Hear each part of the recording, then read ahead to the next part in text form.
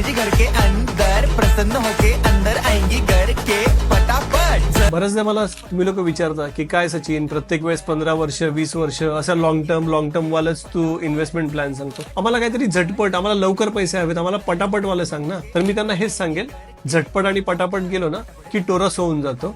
किंवा जर तुम्ही इन्स्टंट नूडल्स पण बघितले असेल, जे आपल्याला सांगतात की 2 मिनिटात नूडल्स तयार होतील, पण तुम्ही पण जेव्हा पण कोणी बनवायला घेतले असतील इन्स्टंट नूडल्स, तर ते कधीच तेवढ्या वेळेत बनत नाही. आपण सुरुवात केली की त्याला शिजायसाठी जेवढा वेळ लागतो तेवढा वेळ आपल्याला द्यायला लागतो, ती प्रोसेस आपल्याला पूर्ण करायला लागते आणि त्याच्यानंतरच त्या नूडल्सचा खाण्याचा मजा येते. त्यामुळे म्युच्युअल फंडमध्ये पण जेव्हा तुम्ही सातत्य ठेवाल, कंटिन्युटी ठेवाल, त्याला इन्व्हेस्टमेंटला जो लॉंग टर्मचा पिरियड आहे, जर तुम्हाला कंपाऊंडिंगची मजा घ्यायची असेल तर तुम्हाला कमीत कमी 10 ते 15 वर्ष इन्व्हेस्टमेंट करावीच लागेल आणि तरच तुम्हाला याची मजा कळेल.